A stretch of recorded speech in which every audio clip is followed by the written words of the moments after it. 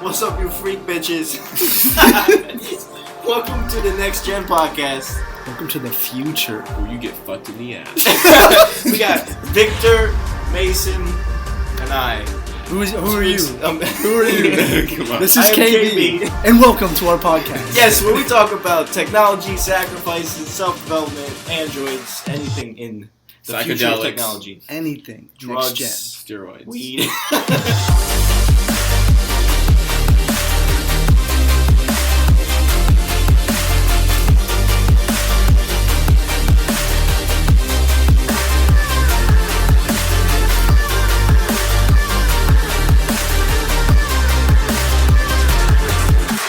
All right, welcome back to another episode, guys. Next Gen Podcast. We're here with Matthew. Is it Hall or Hale? Hall? Halle. Halle. I wasn't even close. Yeah, Halle.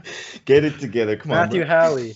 We found him, or KB found him, searching through LinkedIn, looking for some successful entrepreneurs, and really looks like we found one. So I kind of want to get to know you, Matthew, just learn about your story a little bit. I know you were in Afghanistan for a while. Is it Iraq? I'm sorry. Yeah, Iraq, both. Iraq? Yeah. Okay. So we just kind of want to get to know you a little bit, hear your story, kind of learn from you a bit. I'm really interested in the business that you got going.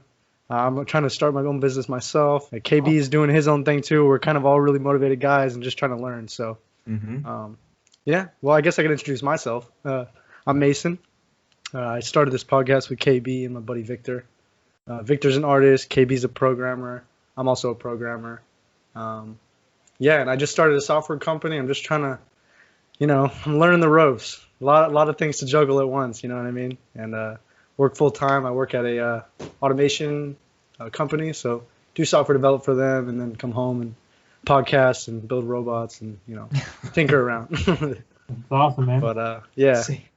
How about you, KB? Why don't you let him know a little bit about yourself, and then we'll dive into him. Yeah, so I'm studying to become a gameplay programmer at any video game studio. Long-term goal, become a creative director of PlayStation Worldwide Studios, but that's later in life. And I actually do stuff for GameDev.tv, so I do also another podcast for them. I do student evangelist work, and I basically help motivate and share the work that like 600,000+ students do. And I'm involved with marketing and all just the in-betweens of helping people do what I'm trying to do and others who've done it before them, and I try to share that experience with podcasts just like this one, except this one I want to branch out of game development and learn about everything from everyone: entrepreneurship, acting, CEO life, all that good stuff. Yeah, really just get to know interesting people.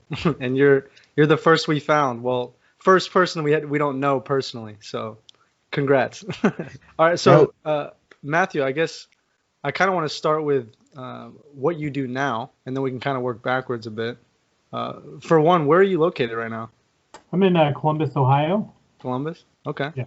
You lived there for a while? About 8 years. I moved down here. I'm originally from the Cleveland area in Ohio, so I moved down here about 8 years ago. Nice. Cool. Well, so tell me a little bit about Lead to Growth. Is that what it's called, right? Yeah, Lead to Growth. It's a consulting practice that I started from scratch. We're partnered with Microsoft, and we work with organizations to implement CRM systems, ERP systems. So for those that might not know that terminology, it's just basically sales systems and financial management systems. So we work with them to get those implemented. We focus on the Microsoft platform. So, we work with those two platforms. Then we also do Office 365, Power BI, SQL, so other Microsoft products. We're laser focused with Microsoft, and we help them implement it, customize it, make it their own, and that's what we do. And we share kind of experience from a sales perspective on best practices that really leverage it and get the most out of it. And so that's in a nutshell what we do. That's awesome. Sounds like you have a huge customer base. Just because I just feel like that's such a good area to be in. Everyone needs some kind of CRM, and I guess you specialize in Microsoft because did you not like specific CRMs that you were working with when you were in sales, or? No, there's if you Google CRM, you'll find 5 million gazillion options. Yeah. But Salesforce has been a player for quite some time. But the reason why I went with Microsoft, I really like what Microsoft's doing. Big picture wise, they moved all their systems onto the Azure platform, which coincidentally Salesforce just struck a contract with them to put their marketing platform on Microsoft Azure. So Microsoft's done some big things. For those that know, obviously they acquired LinkedIn. They've done a lot with Power Apps, which is a low-code option for people to develop apps. So Microsoft is really, in my opinion, doing a lot of good things in the marketplace to really position themselves as leaders in the business space. And then obviously, Office 365 speaks for itself. Yeah, of course. And you're just getting behind it all and pushing it forward. I like it. It's awesome. Right. All right, yeah, go ahead, KB. I was curious about your experience as a combat veteran in the United States Marine Corps. Sure. What about it? Let's see. Let's start with what were some like the toughest challenges that you faced and how it helps you in your business now? It's kind of funny when you go in the military. I mean, it's kind of a series of challenges. So, it starts obviously in boot camp, and for some folks, physically that's a challenge. But for me, I was an athlete in high school, played sports all year round. So physically, it wasn't that difficult for me, but mentally, it's just 24/7. They're just trying to break you down mentally to build you back up into the person you want to be. So that, mental part of it was big. And then obviously, as you go through the Marine Corps, it gets harder once you go to an actual Marine Corps unit. They're not very nice to you when you first get there. So there's that, Oh, no. not fitting in aspect of it and kind of being that new guy. And they make sure that that you're the new guy, if that makes sense, if you know what I'm saying there. And then obviously, when you deploy overseas, that's tough, going 6 months, 8 months, 12 months plus without seeing family, loved ones. I mean, that's different. So it's, it makes you mentally tough. And, you said you want to know like how it translates into business. I mean, it's, there's a lot of highs and lows in sales and in business. And so when you come from that background in the military, you're kind of used to dealing with that. You know how to overcome adversity and to power through it mentally. And so that's been a huge benefit for me as I've moved from military to civilian to, now having my own company. And also the mentality that you had, did you ever feel like you were going to give up, or were you always just like, I'm going to just finish this and get through it? In the military or? Yeah, in the military. No, I mean, it's not really an option. I mean, like I said, boot camp, it's the physical part of it. It gets easier and easier and easier as you get acclimated to it. In the civilian world, you work out, you go home, lay on the couch. So once you're going all day, every day, like, it's harder than just working out traditionally, but you get used to it. Your body adapts, and that becomes not as challenging. So, from there, it's just, once you go overseas, it's kind of do or die. So can't really give up, when you're in that type of environment. Okay. I feel like, that kind of experience would prepare you for life in general. I mean, not just business and just any adversity at all. Like you've been dealing with it for so long and to the extreme end too. So I can see how that translates directly to business. It's pretty cutthroat. You have a lot of struggles. You have to keep pushing, and I think it prepared you well. That's for sure. You grew up quick. I mean, I was 20-year-old Lance Corporal, leading Marines in combat. Wow. So legally in the in the U.S. I couldn't even have a beer, but here I was fighting in the Middle East with guys looking up to me for guidance, leadership, and crazy enough, they were only two years younger than I was at the time. So wow. It's you grow up quick for sure. Yeah. Were you put in that leadership position, or did you were you just naturally fit for it, and you just they were like, no, you're perfect for it. You got in the Lance Corporal position. I mean, I'd love to say I was awesome, but I think a lot of it goes off of rank, and so I picked up rank before I technically even went to boot camp because I recruited some folks in with me. So my rank was higher at the time than what some people go into the military as, and then I picked up Lance Corporal really quick when I got to my actual Marine Corps unit. So it was just I picked up rank quick, and that's how it worked out. Did you study any leadership books, or how did you go? Not initially. Over time I did, but wasn't something I was thinking about when I was 19, 20, that's for sure. No, true, yeah. Because leadership's a big thing, especially in business, trying to motivate your team and then inspire them to go out there and sell stuff. So do you think what you've learned there as a leader helped you become a leader nowadays in your business? No.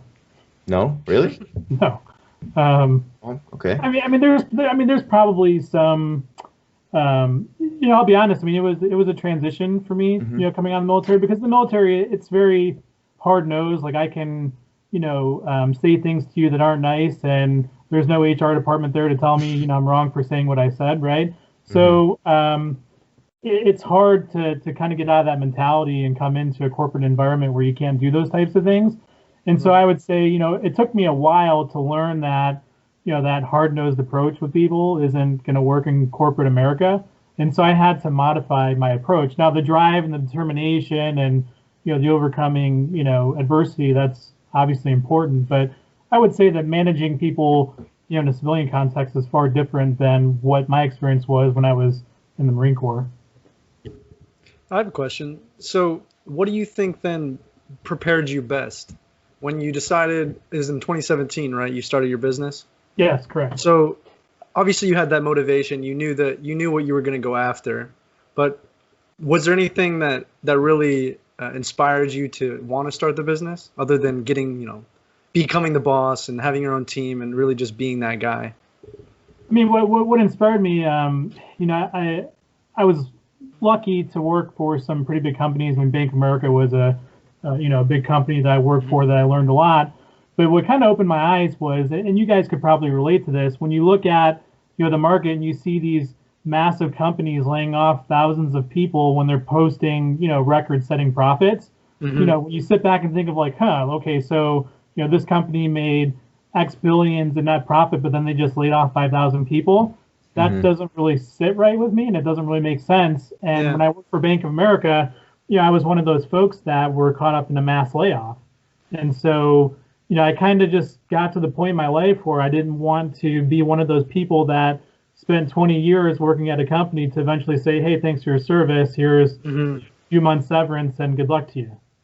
So I figured I was, young enough now where I could go out, step up on my own. And, I don't know if you're ever really fully prepared for what's going to get thrown at you when you start a company, but I had the mentality shift of just, this wasn't what I wanted to do with myself. And I didn't want to leave my future in the hands of a company that at the end of the day, they're going to look at profits over people. I mean, that's just the reality for most big companies in my experience.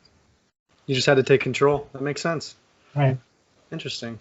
No, it's interesting because going off on your own is usually usually working at a company, something bad happens and you're like, oh, I don't want to work for a boss anymore. I want to go on my own. It's usually what inspires a lot of entrepreneurs to do what they're doing.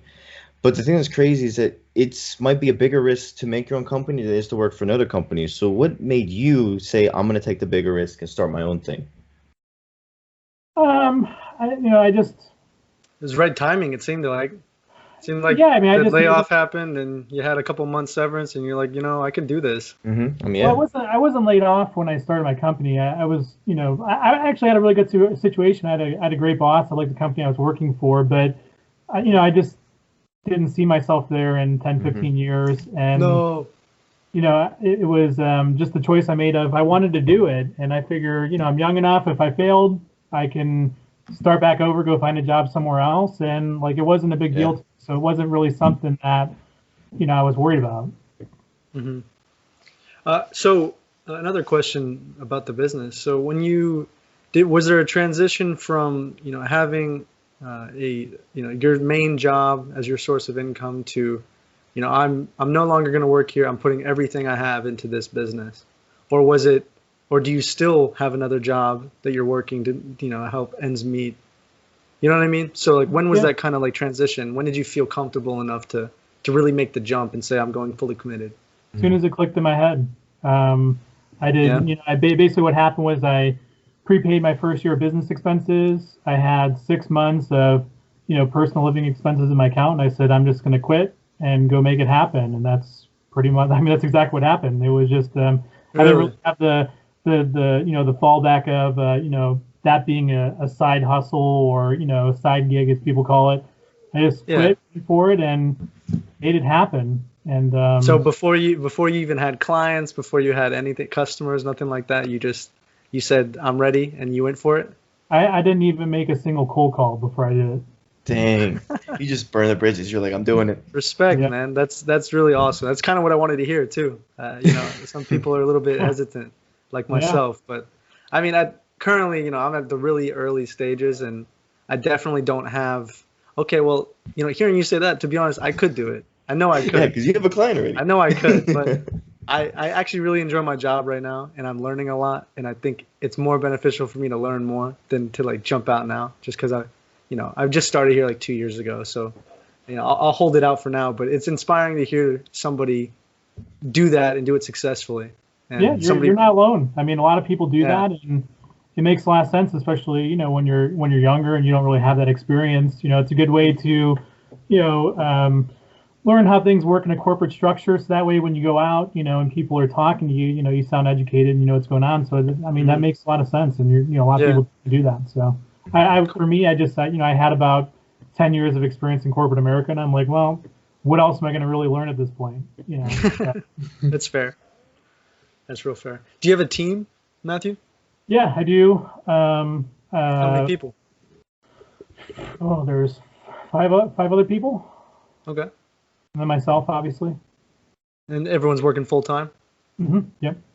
Good stuff, yeah. man. So, well, congrats on a successful business. Yeah. I'll tell you that. That's impressive. Yeah, we're growing. I wouldn't say we're there yet. Statistically, we still got a little bit to go for I'd feel comfortable saying we're a success, but I appreciate that. Yeah, absolutely. It's the journey, man. For sure. So now, back to journey. You've traveled to many places, is that correct? I've been all over. All over. So what have you learned from your travels? Has that made you see the world in a different way? Have you been able to change different perspectives because you've seen things? Not. Unfortunately, I traveled when I was young.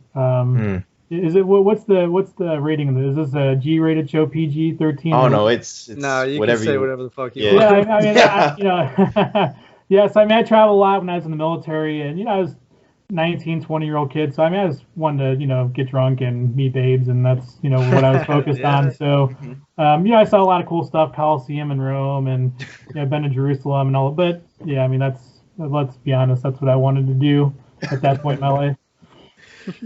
And so you did most of your traveling with the military, right? Yeah, right. So one of my deployments, I was on Marine Corps. It's called a MU, but it's a Marine Expeditionary Unit. And so what happens is they take a Marine Corps unit and they attach it to a Navy unit. And basically, the premise of it is you sail around with the Navy, and you could be on the ground fighting anywhere in the world less than 24 hours.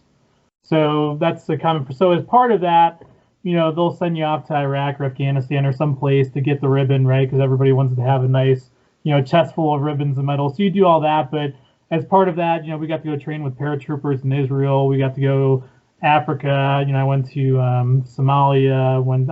I've been to so many places. So it was actually pretty cool in the sense that, I saw a lot of the world.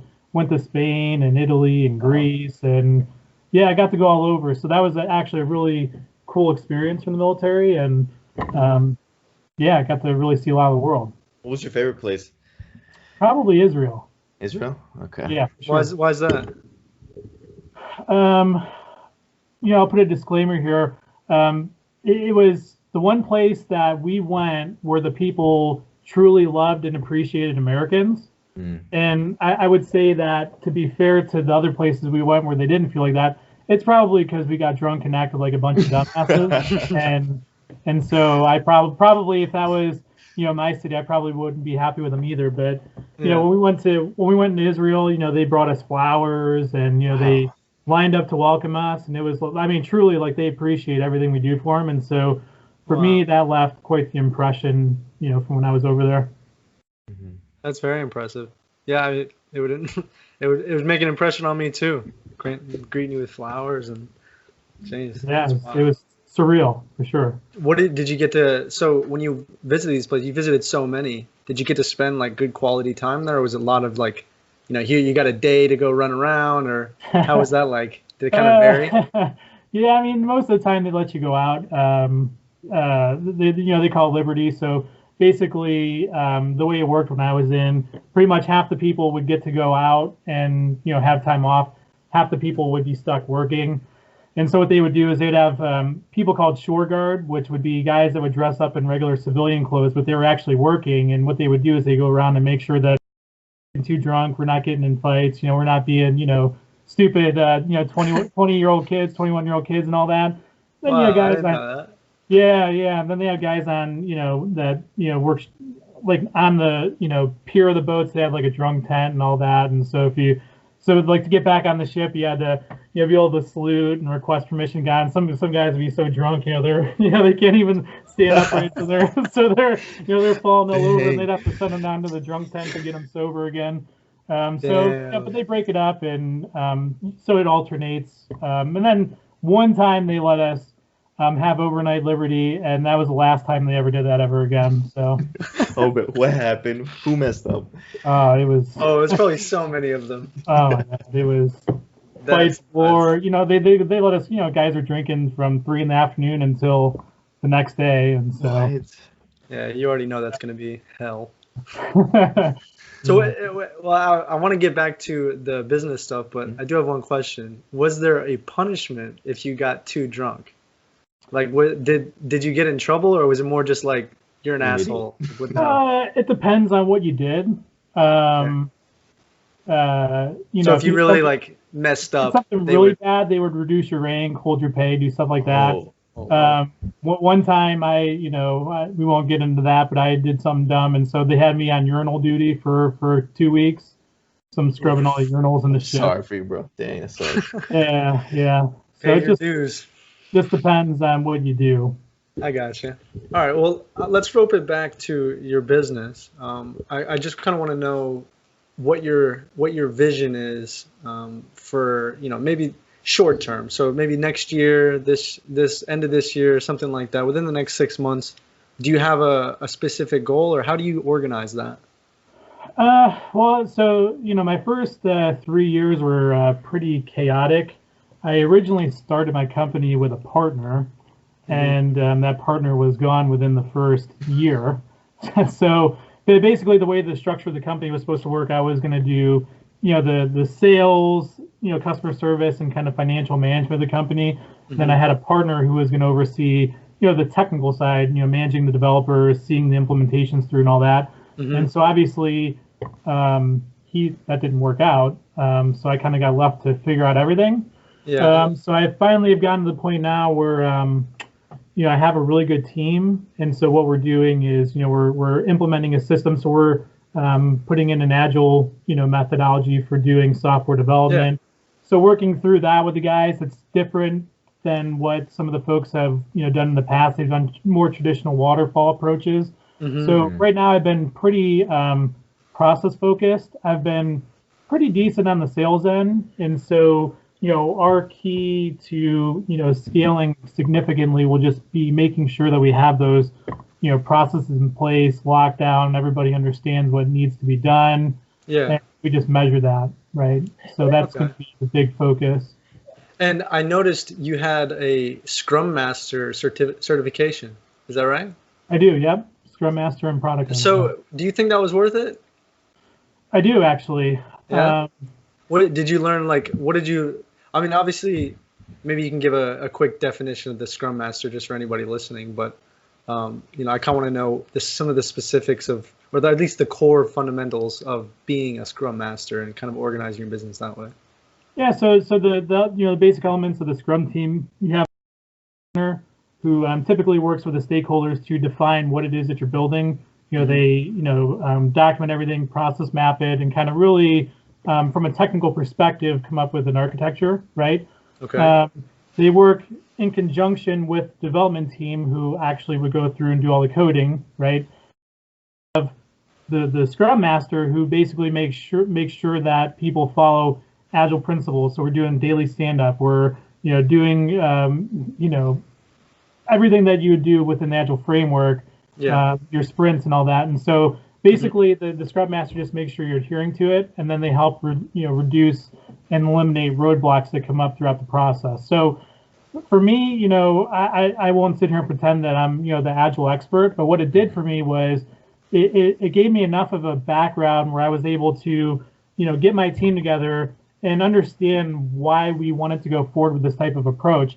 And so what was happening was when we first started doing software development, we focused on more of the traditional waterfall approach of building out software. And what we found was happening, we'd spend all this time building the software, testing the software, and then turning it over to the end user just for them to say, well, this isn't what we expected.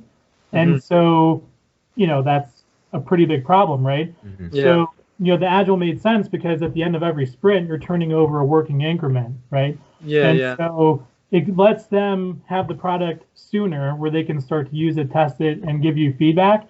And so you avoid that risk of spending a lot of time building out, the application without, them knowing essentially what they're getting. So, the thing about Agile itself is it's an easy concept to grasp. It's an easy concept to get started with, but it's very difficult to master.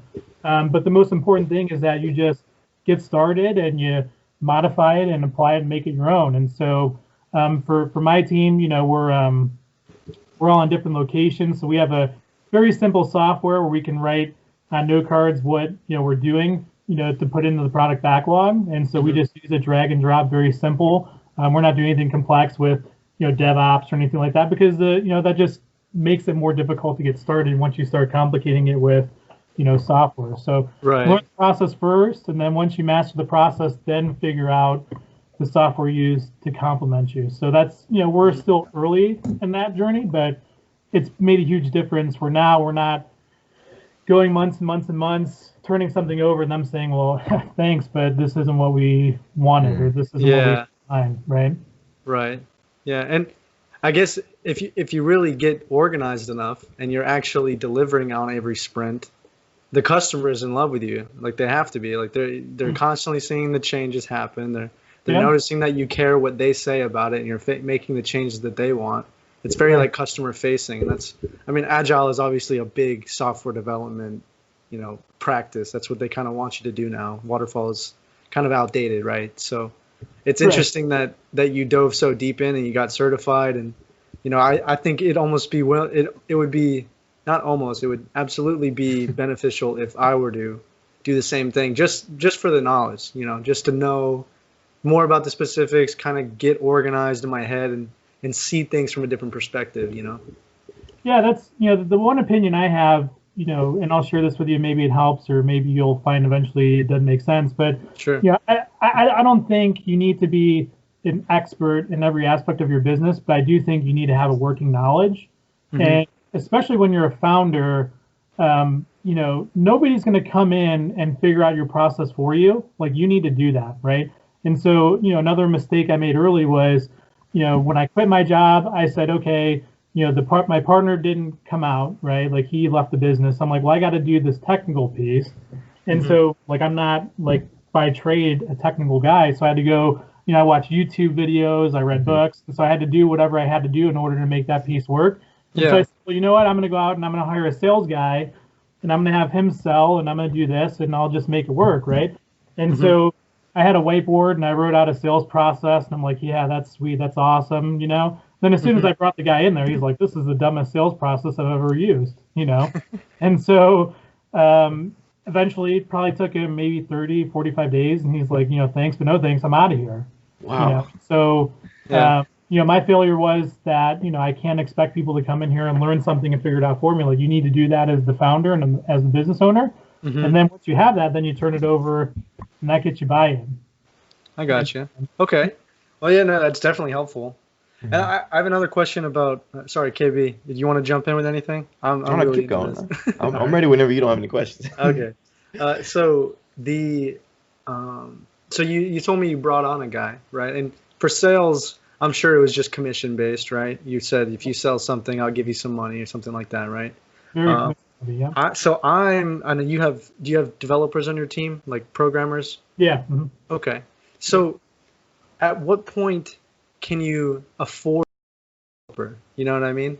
Because I'm working with my partner. Me and him are both developers, so we trade off tasks. We handle things together, and we can get a lot of it done. But sometimes it just takes us so long because we're doing so much. We're talking to the customer, we're doing the business stuff, we're trying to set all that up, but also write the damn program, deliver it, fix it, all the debugging, everything like that. So I have some friends that I know are interested, but I know are going to bring up the money. And obviously we don't make a ton of money right now. So it's like, I need your help, but I also need to make money.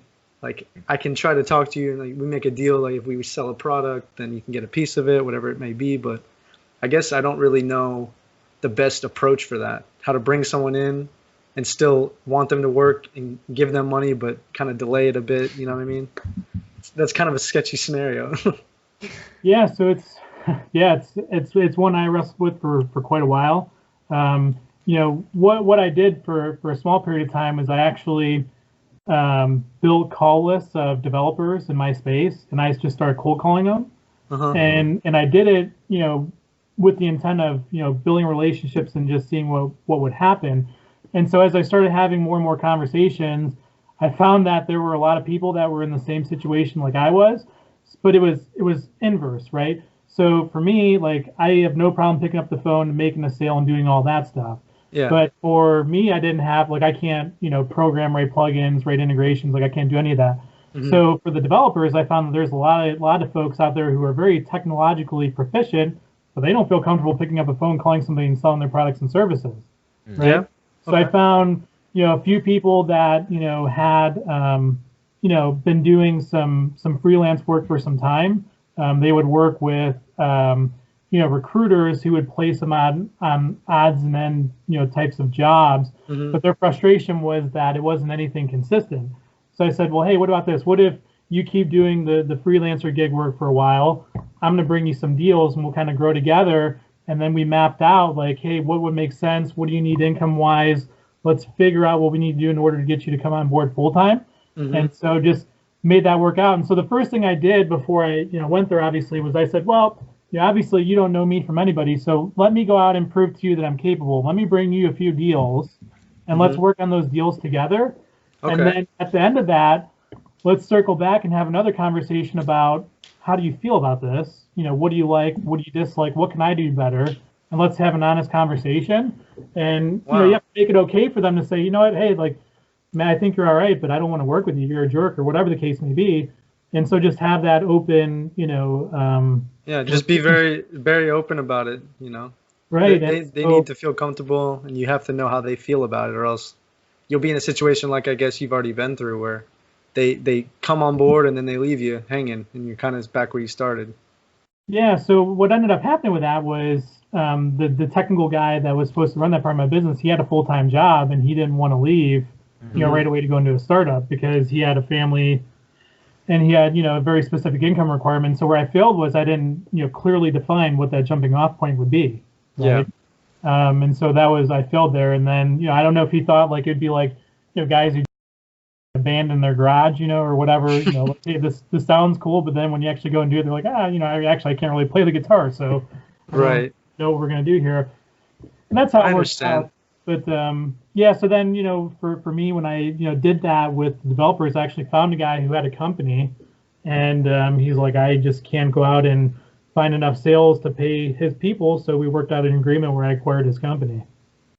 Wow, look at that. And it's really it's all about the people you ended up meeting over time, right? You just put yourself out there and hope for the best. Yeah, that's it. Work hard. Yeah. That's awesome, man. That was actually very, very helpful. So I appreciate you sharing that. Sure, no problem. KB, I want to get into CRM. What's the story with that, and why do you hate it so much? Well, I don't hate it anymore. Oh, okay. But Why did you? Yeah, so I'm assuming you pulled that off my LinkedIn profile. So, I've been in sales pretty much my whole career, outside of the military, and I remember I had a sales job where, my manager was a really good sales guy, but he was kind of old school in the sense that, he had like a Rolodex, notepads, like he didn't really know how to use modern day software. And so, it was one of those, you got to make X number of calls per day, got to have X number of talk time, like very metric driven. And, I'll never forget the one day that like put me over the edge of this company. It was that was my last day. Was I won a huge order. I signed up 21. So I used to sell to automotive dealers. I signed up 21 dealers for this huge email marketing program. And so when that order came through, like I literally spent my whole day keying in orders, right? But it was huge. Like that one deal like put me at my quota for the quarter. Like it was awesome. Well, at the end of that day, what my manager did? He came in, well, how come you didn't make 50 calls? How come you didn't have 2 hours of talk time today? Did he even know that you did that? No, no idea. So what he did was he pulled up, the call report that was in his CRM, didn't think to go check the order report, right? Just looked Yeah. at Dapper metrics, and he smacked me. And so when I work with sales companies, like I'm sensitive to how people use CRM for coaching, because like I know what it feels like to have a killer sales day, so killer sales month, and then have a manager be like, oh, well, how come you only made 20 calls today? Yeah. It just That's how you ruin a salesman. That's how you Right. lose it too. Yeah. right. I think that's the best example of showing a leader and a boss. A leader would like go through probably the reports and be like, no, you did a great job here and there. Like, I'm proud of you. A boss just like, you're not doing the job. You're not doing this and that. You're not checking off the boxes. Yeah. And so that's a great example of showing why people need to learn leadership and empathy and actually connect with their team and actually not just go and attack people for not doing something, because you never know the whole story. Yeah, when I was a Not sales manager, micromanage. Like, there's just no reason for that. Yeah. It's If I was if you a notice sales someone. manager- Sorry. Oh, go ahead. Go ahead. Sorry. Yeah. I was just saying, like, if you notice someone that's consistently not working hard, and you can like, that you can tell that if you're a boss, like, someone who's consistently just lazy or not meeting the requirements. But if it's like a 1-time, 2-time thing, or here and there on a Friday they slack a little bit, it's like, damn, bro, do you want to lose them that bad that you're gonna go shun them for not working their ass off at a job that they clearly don't care about as much as you do? Like, I don't know. If I would have been the manager of myself when I got that order, and I've done this with my sales guys and gals, and I was a sales manager, I would say, give me the order, I'll key it. You go call what's hot in your pipeline, because you're pumped up right now. You got that dopamine going through you from that huge order. Like, let's go out and get some more. Like, here, I'll key your orders. Don't even worry about that. Or I'll go find some sales assistant or an SDR. Like, get on the phone while you're hot, man. I mean, when you get that type of order through, like, don't sit there and key orders and kill your vibe like that. So You gotta fire them up, keep them fired up. Yeah, I didn't think of that at all. That's genius. He's been in sales. He knows. Yeah, he knows how to do it. There's one thing salespeople don't like. It's admin work. So That's true. That's true. And I can't imagine how much being in sales has helped you with your business. I was in, I've sold food. I was a server. It's not really the same thing, but like I'm also a real estate agent, so talking to people and just kind of making them feel comfortable, I get that. But really knowing sales techniques, like I'm sure like how to really start a conversation and then, I don't know, maybe slowly progress into what you're trying to sell to them, and then make them still want to be a part of it and not hang up on you. That's probably a huge benefit when you're going and cold calling for your business, right? For sure. When I started my business, I realized the huge opportunity that, I'm not the best sales guy in the world. So I hired a coach for myself, a sales coach. I actually have 2 sales coaches now. And sales has been really important because most people think of sales in just hey, I'm going to call you and sell you a product, right? Mm-hmm. But when you're a startup, sales is important in so many aspects. So I mentioned, cold calling developers and, getting them to buy into my vision and to make them want to take this risk on some guy that they've never looked in the face and shook his hand. Like that takes, a good level of sales, capability to do that. Sure. So it's everything. It's, selling them on your vision, selling them on why, we need to, go from waterfall, methodology of software development that you've done your whole career to let's do this thing that's, the buzzword Agile, and let's just go figure this out and let's be frustrated for a while. Take the leap. Yeah. So it's, all that. It's just selling them on, why you need it, where you're going, buying into it. You're constantly selling. It never stops. Like I never stop selling with anything I do in my company because, for us as a young startup, I mean, what we're doing, this month will probably be different in 6 months. I mean, that's just the way that it goes. Like you learn, you pivot, you adapt, and adaptability. That's the exciting part, right? Right, for sure. Yeah. Keeps you on your toes. So you hired a sales, what do you call it? A sales coach? Yeah, right. So was this just like a guy you found online, or? I actually, so I use a training company. So I found him through a networking event of a sales organization that I belong to. Okay. And then as I became more and more familiar with their network, I met other people, and I found a guy in Florida that I use as well. And so it's just there are 2 competing styles of salesperson, but they complement me and what I'm kind of weak at. So it's good because, you know, there's some things that we're always good at as people, and there's other things that we lack. So those two people really supplement where I lack.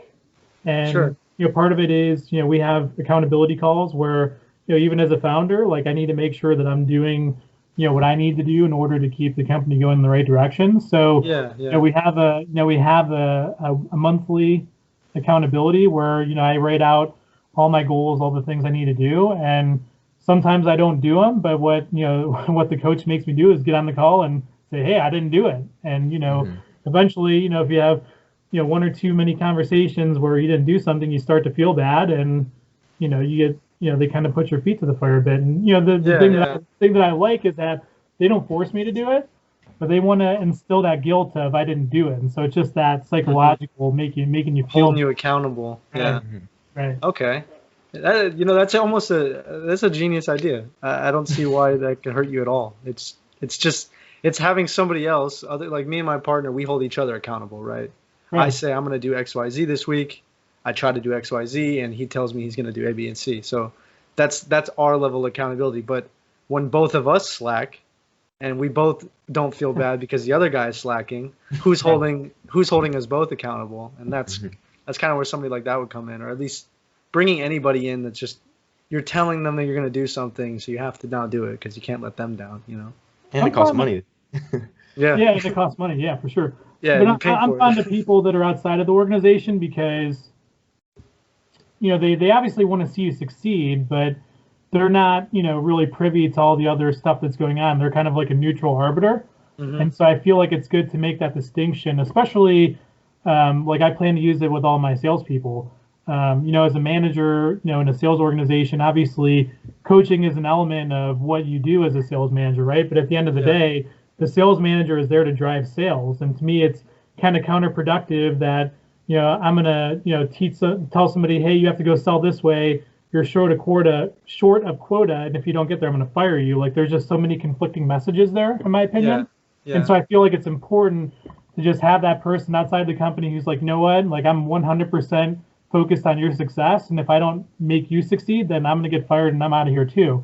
And so that person is, you know, they don't care about my goals, my numbers. Their whole objective is just to make sure that people perform. And so it creates a safe environment for people to go and say, hey, I'm struggling with this. What should I do? Absolutely. Without me, you know, jumping down their neck with, why didn't you do that, right?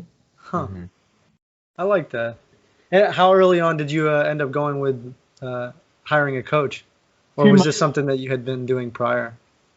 2 months. I blew the easiest sale that I probably could have ever gotten introduced to in my life. And then you're like, I need help? Yeah. Damn. What ended up, you don't mind me asking? What ended up happening? Yeah, so the last company I worked with, you know, it's a great company, had a really good relationship with my boss, and left on really good terms. Like, I gave them plenty of notice where I left, let them go find somebody so that they weren't, you know, kind of left in the dark without manager. So they were really supportive. We had a good separation, and so as part of that, you know, he was the vice president of the company. He said, hey, I know this guy who needs what you have, and he walked me through the scenario of, you know, some of their challenges with territory management, pipeline management, forecasting, all these things. Like, gave me the full background, made the introduction. This guy, you know, took my appointment right away, went out, you know, to Pittsburgh, met with him face to face. And so what I always did historically with sales was I worked hard, but I really focused on like ROI. Like, why would you want to invest in this? Like, what kinds of returns can I get for you? All those different types of things. Yeah. So I had this background story, and I met with this guy, and like I could have saved him a ton of money. I could have put together all the infrastructure that I had in place with what he was paying now. Like, this was such a slam dunk. And I did my whole, you know, presentation, did my spiel. Guy totally ghosted me. Like, never would take my phone call, return my email. So eventually, like, I stopped reaching out to him for a little bit, and then I finally connected with him probably 3 or 4 months after we had our sales meeting. And I'm like, okay, like, I know we're not going to do business, but could you at least just do me the favor and tell me like why you said no, like why you just didn't even like call me back, right? And so it was kind of like a 2-part response from him. He said, well, when you came in and you had all this data and all this information, you were talking to me, he's like, it was almost like you were trying to make me feel dumb, right? So that was the first part of it. Then the second part of it was, he said, I have my company and I love my company, but I don't do this for the money. I do it because of the greater social impact that it has on children and, their education and giving back to people in my community. So he's like, for me, he's like, as long as, like my family's taken care of, he's like, I'm good. Like, I don't really care if this becomes this huge corporation that I make all this money from. Yeah. And so it really kind of made me step back and say, like, oh, wow, like, people, have different reasons for doing things, which seems kind of common sense, right? But then, Right. Like I said, for me, working in banking and in financials, like I was always like, You were the numbers. Yeah, the Right. numbers matter there, of course. Exactly. Huh. So Yeah, that's- I mean, I guess everybody you talk to is going to have kind of a different motivation for why they're doing what they're doing. So you kind of have to shape how you are explaining or selling what you're selling to kind of fit that and align their goals.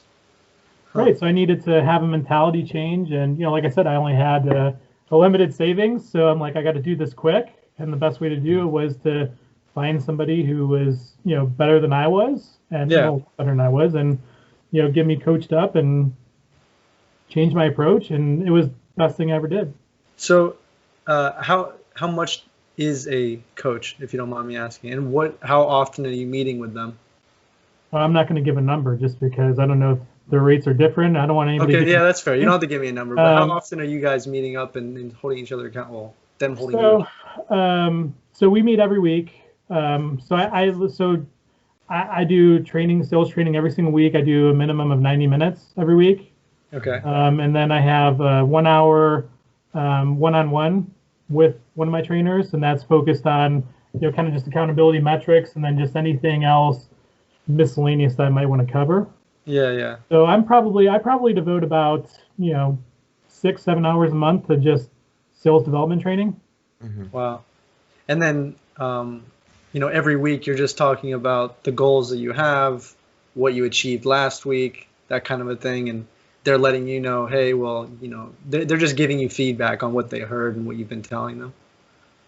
Right. So, we have everything written down. So I have a report built in my CRM, which kind of outlines what my goals are. Here's my effort and my achievements and attainments towards those goals.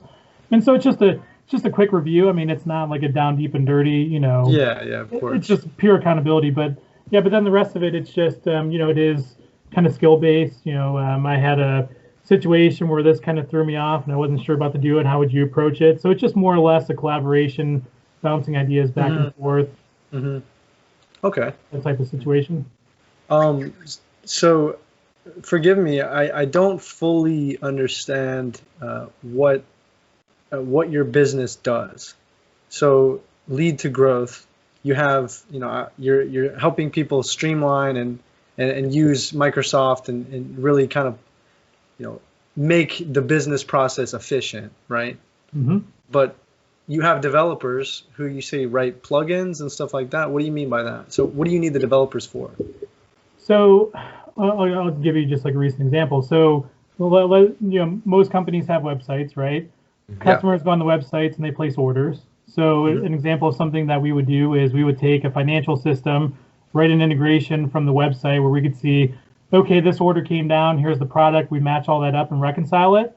But then also we can say, we could take it a step further. So if you're a marketer and you do Google AdWords, you want to say, okay, well, how many of these people are going from Google based on my AdWords? Are they going to my website? And then how many of those are converting?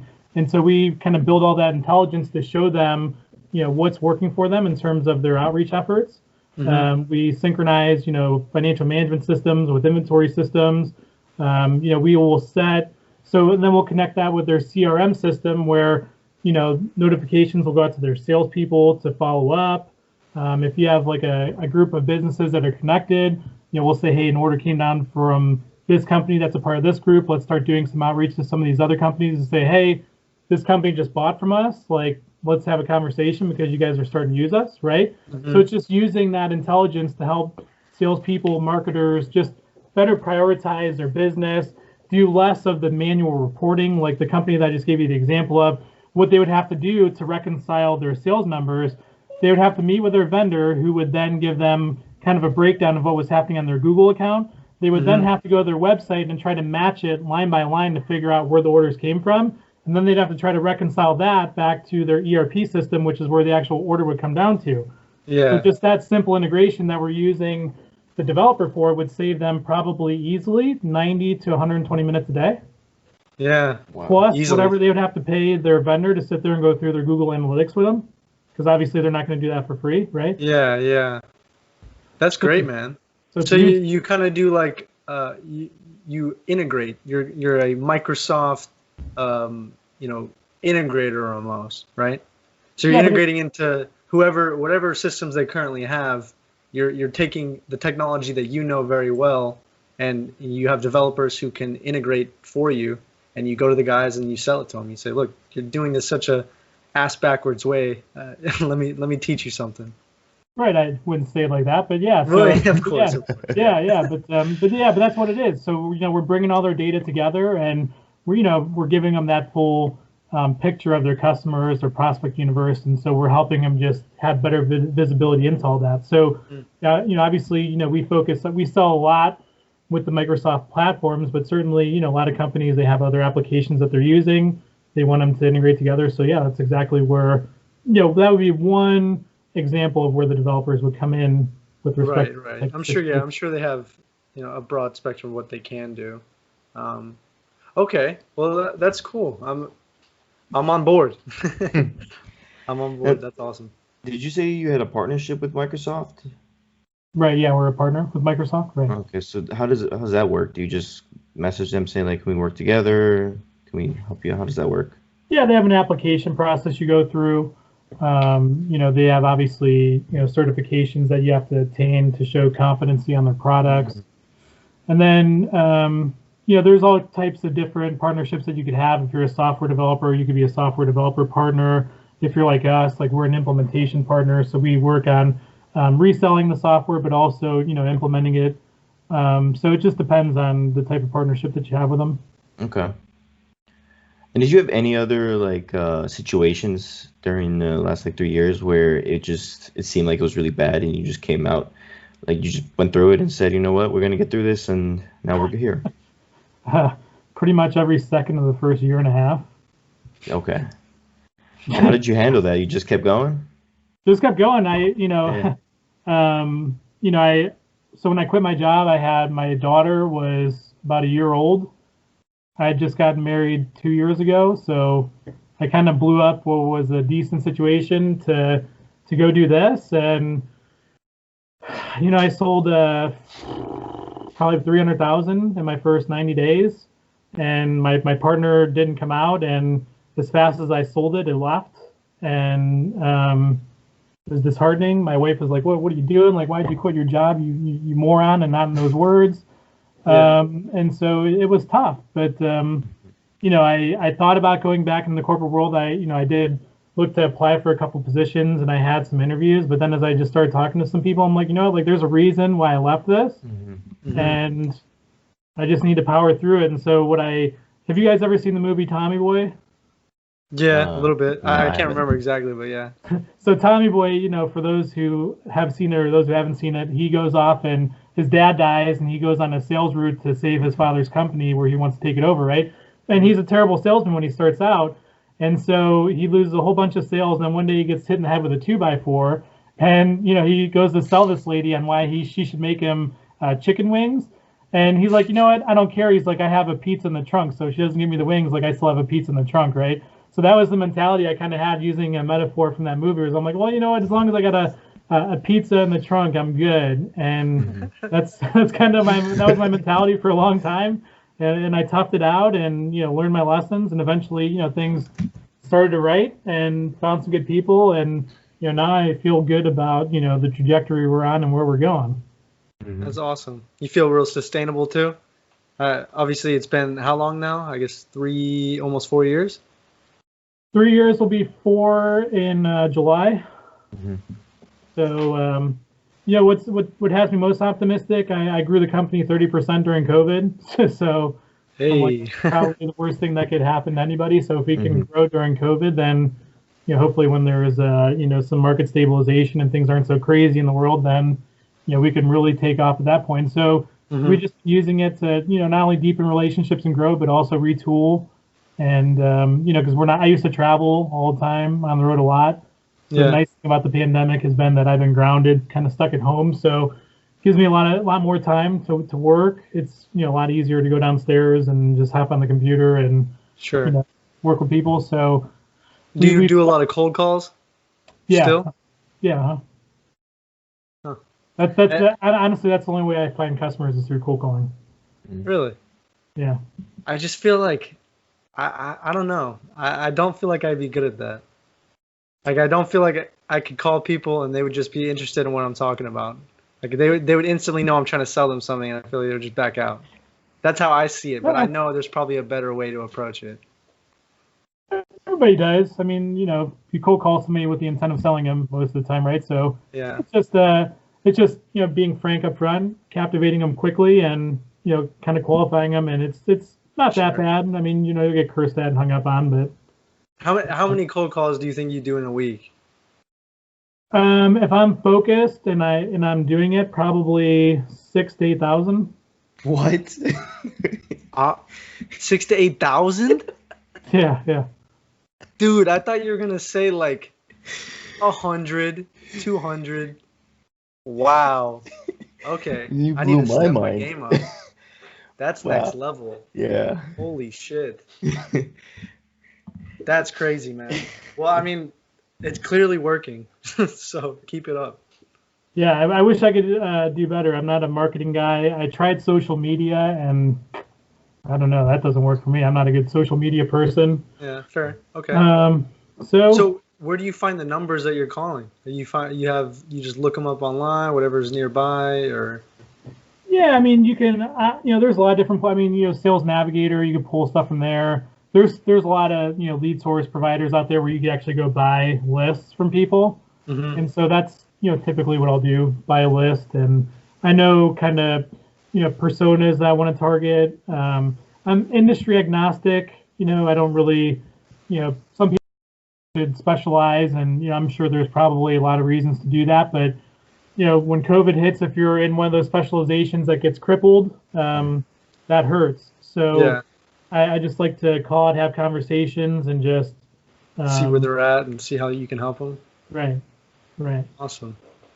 And I mean, go ahead. Yeah. You mentioned networking events earlier. How important is it to go to those events and meet people, spread your business? It depends on what your goals are. Being honest, I went to the networking events to try to drum up business, and what I quickly found was, a lot of networking events are solopreneurs, people that have like side hustles. They weren't really my target market. So for me, if I went there with the intent of finding business, I wasn't going to find it there. But you could go there and make good connections of people who might know somebody. You might find somebody that comes on board and works with you in some capacity. So I mean, there are other benefits to finding clients, but for me, I stopped doing it just because I wasn't really getting a whole lot out of it. Right. How do you track your customer base? Because you're making so many phone calls, you're talking to so many people, and obviously not all of them come on board, but when you do have potential leads, how are you tracking that? Is it a Great pain? question. Or? So no, so it's a CRM system. So yeah. That's a sales tool. So I have all the leads loaded up in my CRM system. We report on the number of calls. We report on how many leads get qualified, how many enter the sales process, and we track it pretty much from start to finish completely. We track. Is that tied directly to your phone, or are you entering it manually every time you make a call, or you have a potential lead, you'll enter it into your CRM? And it's a web-based application, so just doing it on the web. Okay. It has a mobile app on the phone, but typically that's more utilized on field sales calls or when you're doing. Yeah, of course.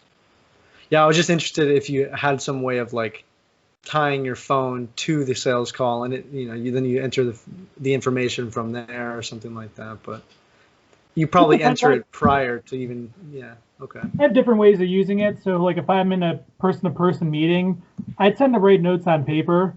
And the reason why I do that is I find that if I'm on my phone typing, then people get upset because they think that I'm not listening to them. They think I'm on Facebook or something like that, right? Sure. Yeah. So I write my notes out, and then what I do is when I get back to my car after the sales appointment, the CRM has a voice transcription, so you can essentially read your notes back into the CRM audio, right? And then we have an application we wrote which will take the audio and then convert it into a text and then put it in there as a note.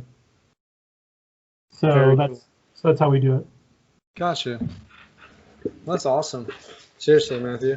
I'm really happy you came on. I think we're right at the hour mark. We're perfect. I just have one last thing. Go ahead. If you could put one phrase on a billboard, what would it be? If I could put one phrase on a billboard, what would it be? Man, that's a really great question. Way to put him on the spot there, KB. I was not. So we gotta end it off. Do you have a catchphrase? Do you have a motivational thing you tell your team? Is there something that? No, motivate. No, it's funny. I was going to steal Michael Scott and say that's what she said. That's what I'd put on the billboard. I love it. Perfect. That's the one catchphrase I still laugh at. Whenever it's applied in the right context. I mean, all these years later, I still laugh. So I would definitely go with that's what she said. It's a classic. Awesome. It's a classic. I love it. Hey, all right. Well, Matthew, I really appreciate you taking the time. I know you're a busy guy, so I'm glad you took the time to listen to KB when he reached out to you. You took the time to listen to us and us bug you with all these questions. So it's been a pleasure. It really has. Yeah, thanks for having me. It's been fun. Absolutely. Maybe we'll have you on again. Anytime. Let me know. Thank you. All right. If you want to do any last minute shout outs, you can. And thanks for coming on. Yeah, thanks. No, definitely have me on again. I got a lot of things I could share of things I did bad and poorly that if you have people that are looking to start companies or figure out what not to do, oh man, I can help you out. Perfect, man. Thank you, man. All right, well, thanks everybody. This has been Next Gen Podcast with Matthew Halle. What was it? Halle. What the hell? I can't do this, man. I quit. All right, thanks, Matt. Please see us again next Wednesday at 8 a.m. Thank you. Wow. Add it up. I'm just doing me. Everything is on me.